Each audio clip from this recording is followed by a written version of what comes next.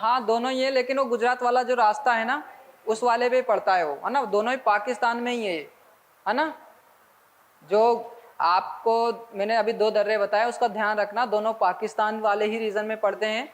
बस उनके जो आने का जो रास्ता है, एक का जो रास्ता है वो गुजरात की तरफ पहुंचाता है और एक जो पहुंचाता है अपने ऊपर वाले हिस्से में जो अपन को पंजाब की तरफ इधर भेजता है ना। तो जितने भी आक्रमण हुए हैं वो ज़्यादातर जो हैं खैबर दर्रे से ही आए लोग, है ना, क्योंकि ये बोलन दर्रा है, यहाँ पर क्या है जो रण का कच्छ है ना वो उसमें आके खुलता है, और रण के कच्छ में आकर खुलता है तो फिर वो कहीं ना कहीं जो सेना है उसको काफ़ी जो है चुनौतियों का सामना करना पड़ता है ना। तो सुबुक्तगिन के बाद में सुबुक्तगिन कौन था? अल्पगिन का दास भी था और दामाद भी था, ठीक है। इसके अलावा इसके पहले अल्पगिन भी पढ़ाया था। अल्पगिन कौन था?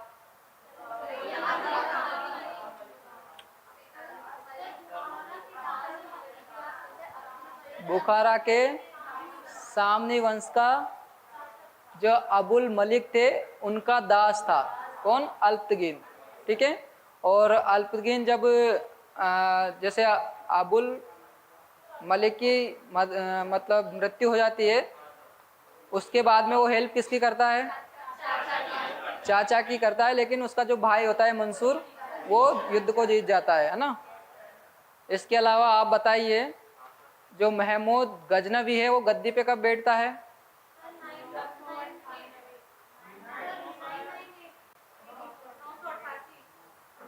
98, 998, ठीक है ना।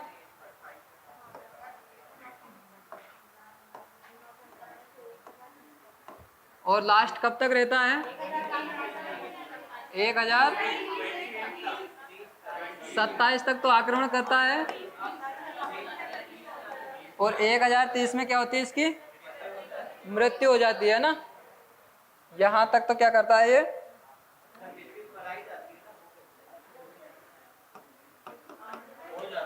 मृत्यु कराई नहीं जाती है, जाट इसको छोड़ देते हैं। जाट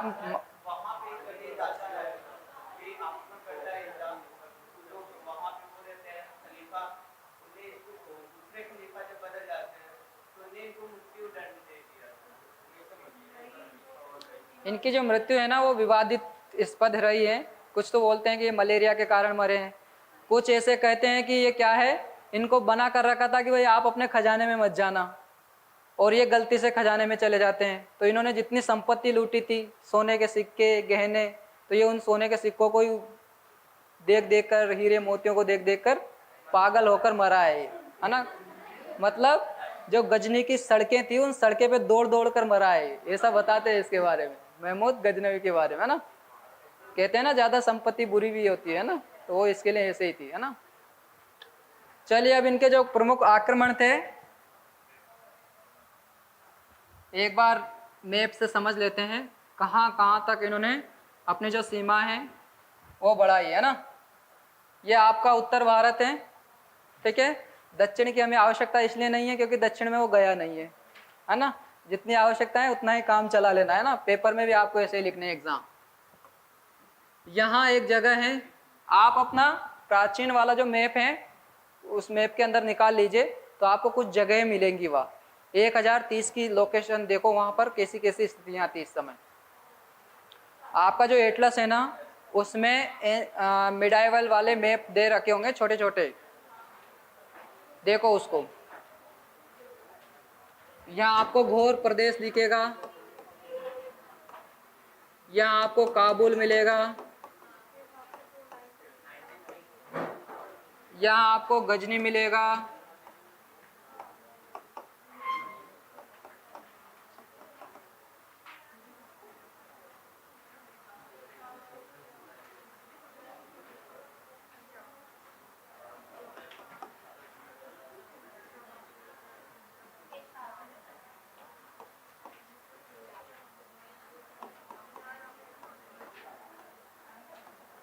पेशावर मिलेगा।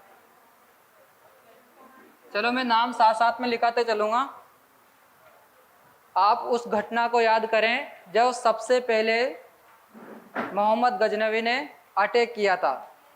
कब से स्टार्ट हुए थे इसके अटैक? 1000 से स्टार्ट हो जाते हैं। 1000 में वो केवल जो इसकी बाउंड्री पे जो राज्य होते हैं, बाउंड्री वाले जो स्टेट होते हैं, उनके जो किले होते हैं, फोर्ट, उनको जीतता है ना। जो बाउंड्री वाला इलाका होता है, देखो ये आता कहाँ से है? जो महमूद गजनवी है वो आता कहाँ से है? मैंने आपको एक जगह बताया थी, खुरासान। खुरासान कहाँ है? खुरासान ईरान का पूर्वी भाग, ईस्ट वाला, है ना। जो ईरान का ईस्ट भाग है, क्या कोस्टल एरिया मतलब?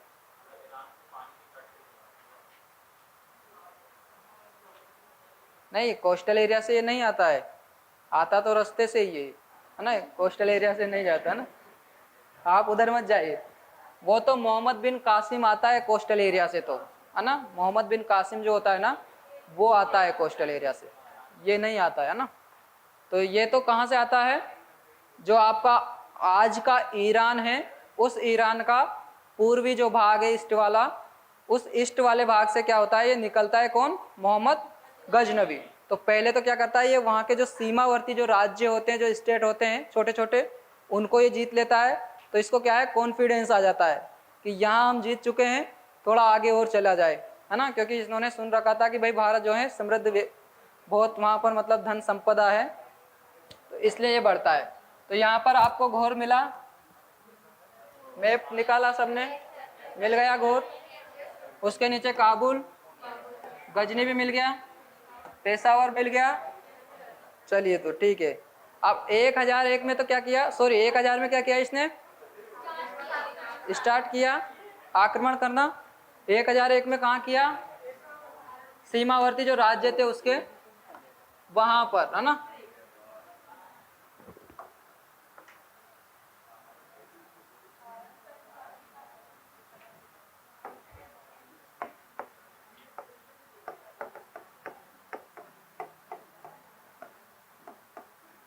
जो इसके सीमावर्ती क्षेत्र थे उनको इन्होंने जीत लिया। 1001 में पेशावर में कौन था उस समय? पेशावर में जयपाल था ना। और जयपाल को क्या करता है, ये पराजित कर देता है। डिफीट करने के बाद में जयपाल को क्या कर देता है, ये छोड़ देता है ना। कि भाई हमें तो क्या है, धन संपदा चाहिए, हम क्यों आपको बिना वजह मारे, क्योंकि आप तो हमारे क्या हो, सोने की मुर्गी हो, दोबारा आएंगे हम इधर ही, है ना। तो वो सोने की मुर्गी को क्या करते हैं, मारते नहीं है, बल्कि उसको छोड़ देते हैं।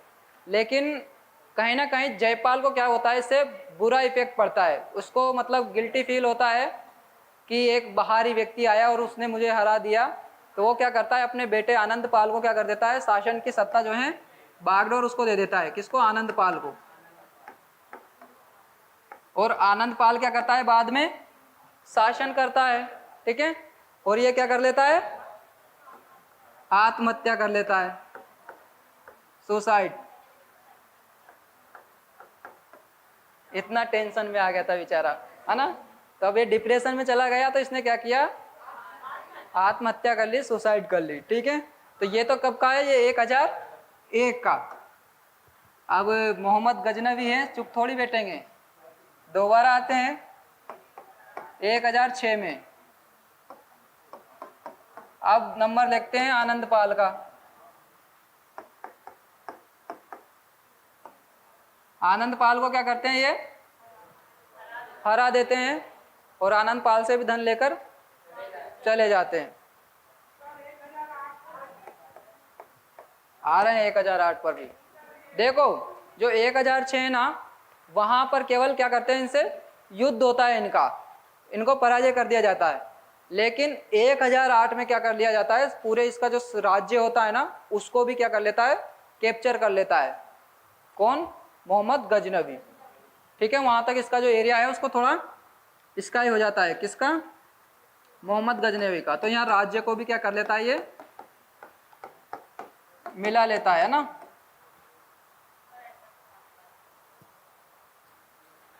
कौन सा वाला एरिया आ जाएगा? मुल्तान। मुल्तान कहाँ है आपका?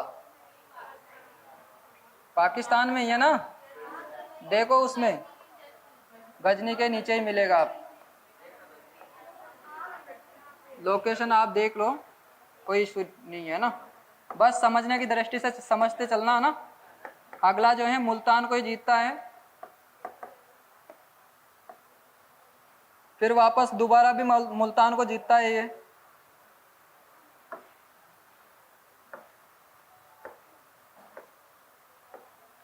एक 1009 में क्या होता है, इनके युद्ध होता है किस किस के बीच? आनंद पाल के और मोहम्मद गजनवी के बीच। कब होता है? 1009 में।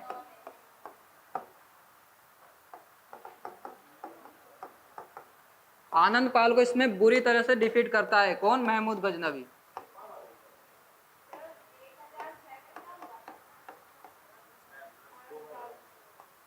इसमें 1006 में क्या है, ये मुल्तान की ओर बढ़ता है, पराजय तो करता है लेकिन उसको छोड़ देता है। किसको? आनंद पाल को ही। फिर उसके बाद में जो है 1008 में भी दोबारा युद्ध होता है, और वो 1008 का जो है युद्ध होता है, और उसमें जो राज्य की जो सीमा है उसको ये मुल्तान तक बढ़ा लेता है, मुल्तान वाले एरिया को कैप्चर कर लेता है। 9 में क्या करता है, इसको हटाकर उसका ही गवर्नर को नियुक्त कर देता है। बताएं। हिमालय, जो आप सॉरी हिमालय है ना, हिमालय का दक्षिणी पार्ट है हिमाचल वाला ना, तो वहां तक जो है इसकी सीमा हो जाती है किसकी? गजनवी की। ठीक है, कहां तक? नगरकोट जगह है जो हिमालय का दक्षिणी पार्ट है, हिमालय का जो तराई वाला क्षेत्र है ये। नहीं, 9 में ही है।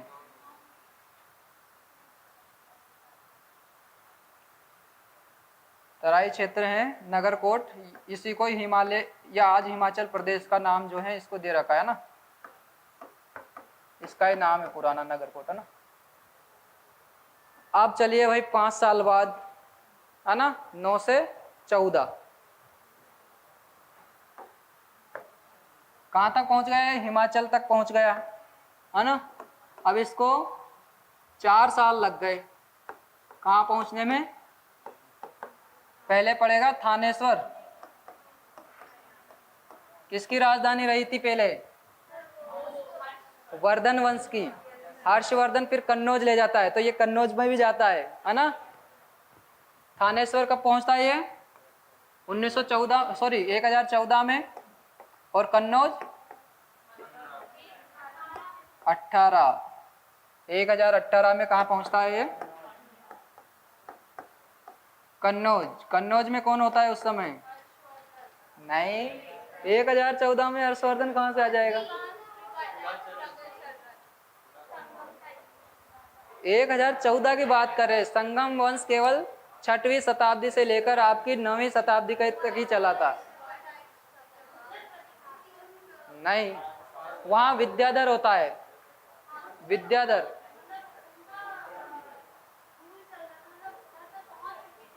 देखिए, जो गहड़वाल वंश है ना, उसी के द्वारा एक शासक नियुक्त किया जाता है, वहां विद्याधर होता है। हाँ, राज्यपाल, है ना।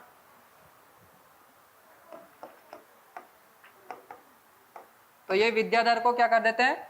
हरा देते हैं, और यहाँ पर ही इसी समय जो है मथुरा वाला जो मंदिर होते हैं, वहाँ 1000 जो मंदिर हैं उनको भी ये इसी समय तोड़ता है, और यहाँ पर भी एक हिंदू शासक होता है तो उसको भी क्या कर देता है, ये डिफीट कर देता है, पराजय कर देता है ना। अब 1018 के बाद, चलो मैप से भी समझते चले, है ना, कहाँ कहाँ तक सीमा बढ़ गई थी इसकी।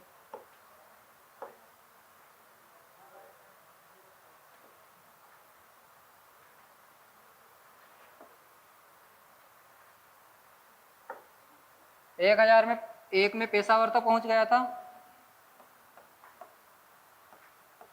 1001 के बाद इधर बढ़ा था ये।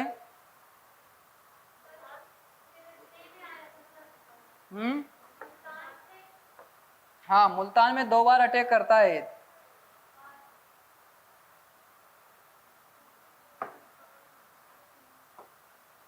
मुल्तान में आ गया था ये 1006 में, और 1008 में भी, और 9 में तो पूरी तरह से ये क्या कर लेता है, इसको मिला ही लेता है ना, राज्य को ही अपने अंडर में कर लेता है ना, मुल्तान वाले को।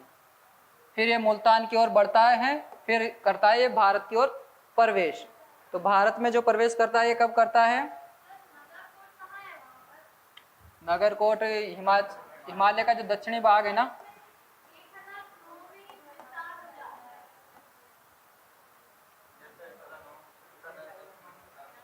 नहीं, नगरकोट वाला जो 1009 में ही आता है वहाँ, है ना, यहाँ 1008 तक ही रहने देना ना।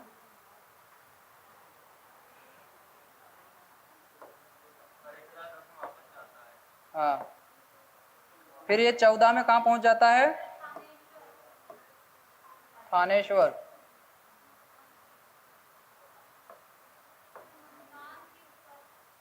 नहीं, मुल्तान के ही, थानेश्वर आपका हरियाणा में है ना,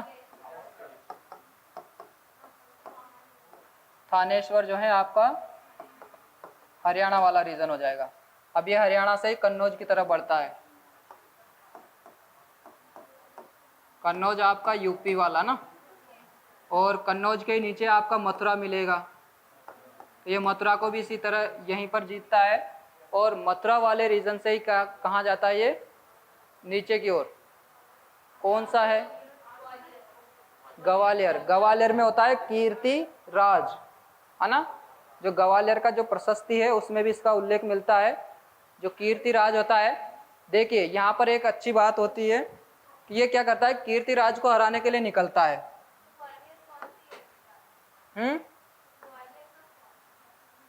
अगला जो अभियान है ग्वालियर में ही करता है। एज इसकी है 14 ही हो गई, 18 हो गई, ये जाता है 19-20 में, 19-20 में जो है ये ग्वालियर वाले इलाके में जाता है। और ग्वालियर से पहले भी ये क्या है, 19-20 में ही बुंदेलखंड वाला ही रीजन है ना, उसमें भी ये प्रवेश करता है। देखो पहले ये बुंदेलखंड की ओर जाता है, और बुंदेलखंड इलाके से ही क्या करता है, ये ग्वालियर की ओर जाता है ना। बुंदेलखंड में थे उस समय महोबा वाले। कौन थे महोबा वाले?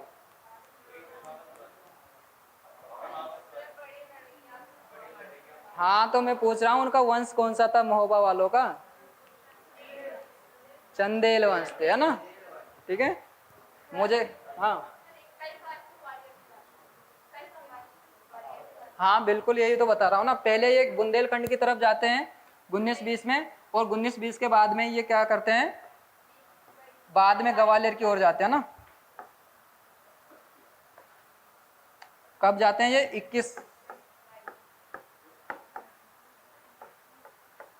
21-22 में जाते हैं ग्वालियर।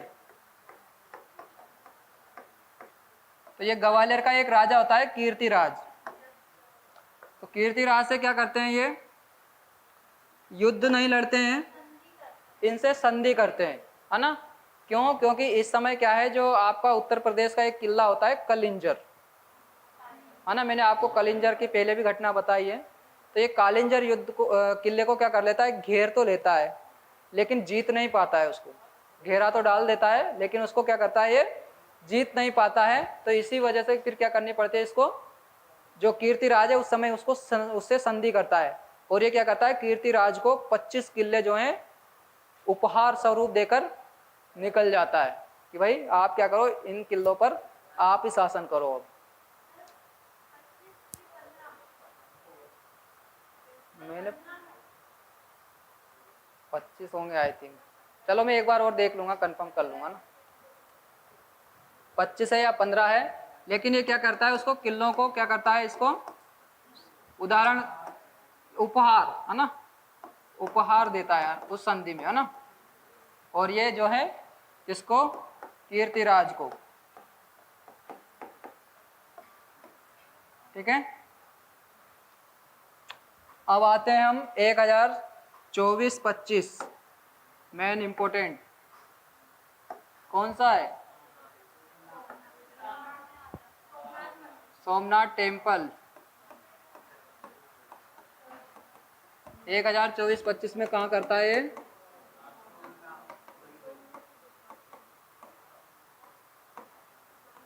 सोमनाथ टेम्पल, गुजरात। और गुजरात वाले पे क्या करता है ये? इसका युद्ध होता है भयंकर, किसके साथ? भीम प्रथम के साथ, है ना। कौन था ये?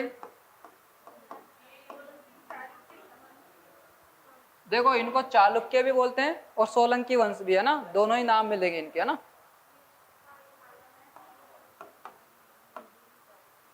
चालुक्य या सोलंकी वंश, क्या हुआ? सोलंकी के चालुक्य इनको बोला जाता है ना। जैसे हम बोलते हैं ना बेगी के चालुक्य, कहाँ है बेगी? आंध्र प्रदेश के थोड़ा ऊपर है ना। और वातापी, वातापी वहां नहीं है। अभी वर्तमान में का जो पार्ट है ना वो तेलंगाना वाले हिस्से में आता है कुछ पार्ट, और कुछ पार्ट आंध्र प्रदेश का ऊपर वाला हिस्सा है। और वातापी जो है कर्नाटक वाले एरिया में। हाँ कर्नाटक, हाँ कल्याणी के, कल्याणी वाले ऊपर वाले में। वातापी से जो है ऊपर है कल्याणी वाले। देखिए तीनों की लोकेशन ध्यान रखिए ना। मुझे इसलिए खुशी होती है कि आप जो है ना अब वंशों की जो लोकेशन है आपको पता होने लगे, तो मैं पूछता हूँ तो आप लोकेशन झट से बता देते हो, है ना। इसलिए मैंने उनको पहले पढ़ाया था क्योंकि बाद में आप कंफ्यूज नहीं हो गए यहाँ। तो जो चालुक्य हैं उनकी अलग अलग शाखाएं थी। जो आपके बेगी के चालुक्य हैं वो तेलंगाना और थोड़ा उत्तर या आंध्र प्रदेश, हाँ जो आपका उड़ीसा वाला भाग है ना, थोड़ा इधर से फैला हुआ है ना, तो उस वाले रीजन में था। इसके अलावा आपका जो वातापी वाला एरिया था, वातापी के जो चालुक्य थे वो कर्नाटक वाले इलाके में थे, और कर्नाटक से जो ऊपर वाले में थे वो थे आपके कल्याणी के चालुक्य, और ये सोलंकी के चालुक्य ये गुजरात वाले रीजन में थे। हाँ कुछ हिस्सा मान लीजिए। तो यहाँ 24-25 में क्या होता है? भीम प्रथम के साथ क्या होता है? इसका वार होता है, किसका?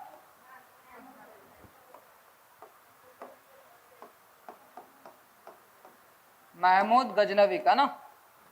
और ये जो युद्ध है इतना भयंकर होता है, लगभग 50,000 लोग इसमें मारे जाते हैं, है ना। ज्यादा तो युद्ध क्षति पूर्वक ही होता है ना। और इसमें जो धन संपदा है वो काफी इसमें लूट कर ले जाता है, कौन? मोहम्मद गजनवी, है ना। इसी के बाद में जो है 27 में भी आते हैं भाई साहब।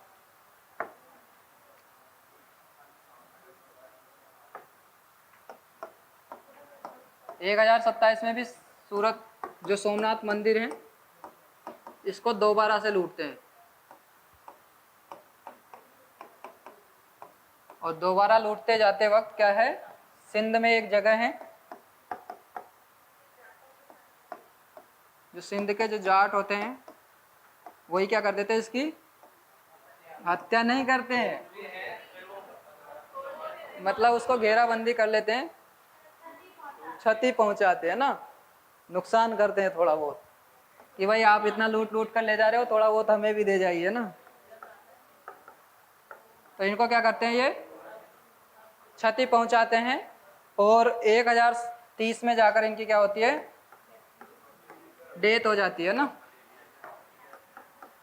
अब इस डेथ के जो है अलग अलग कारण बताए जाते हैं, उनमें हमें विवादित स्थितियों में नहीं जाना है।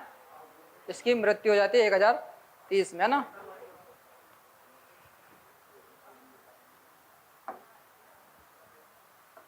अब ये बताएं, मोहम्मद गजनवी यहाँ आया था, उसके बाद में भारत में कैसी कैसी दशाएं देखने को मिली?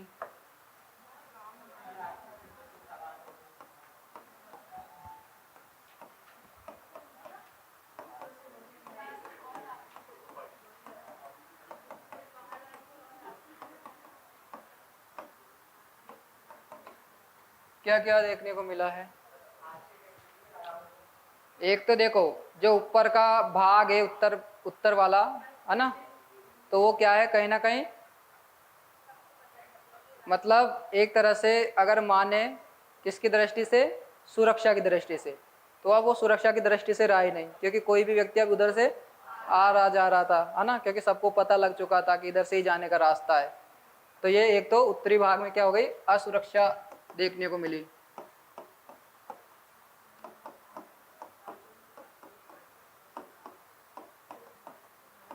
असुरक्षित क्षेत्र हो गया, बार बार लूट रहे थे, तो इनकी इकोनॉमी भी क्या हो गई थी, डाउन होती जा रही थी, अर्थव्यवस्था में गिरावट। और क्या हो रहा था,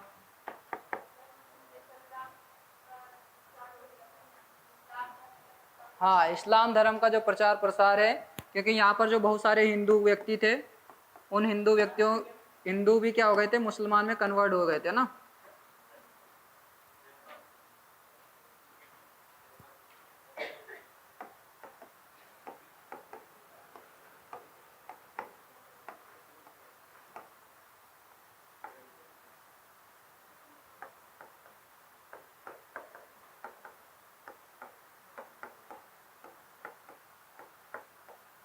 इस्लाम का जो प्रवेश होने से क्या हो गया, बहुत सारे जो व्यक्ति हैं उनके जो धर्म है उन्होंने बदल लिए, है ना। और भी आप सोच समझ कर लिख सकते हैं।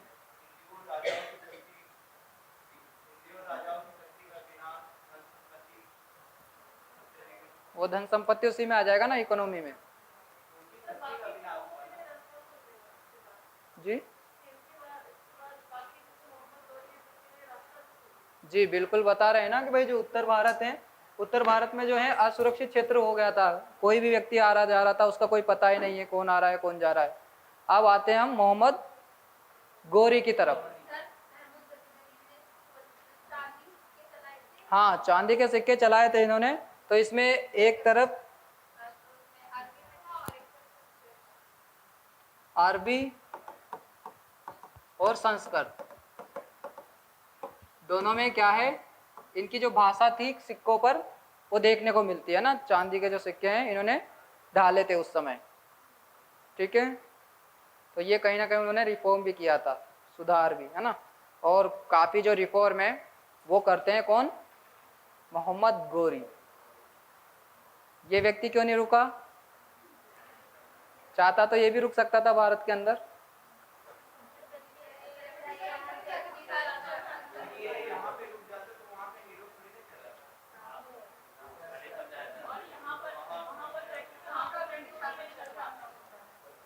यानी कि जिनका होम कैडर सही है, सक्सेस है वो होम कैडर में, वो क्यों रुकेगा, है ना।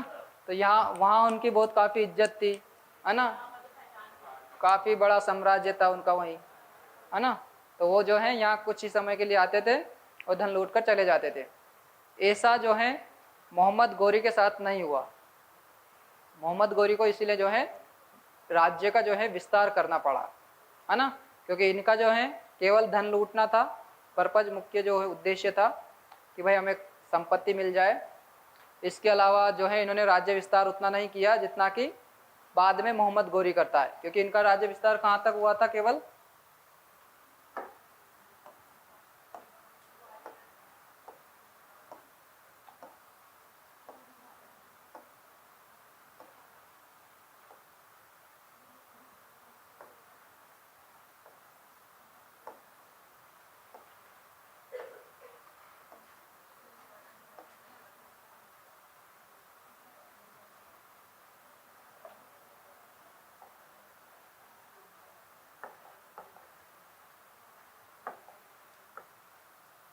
देखो अब इनका विस्तार कहाँ तक होगा ना।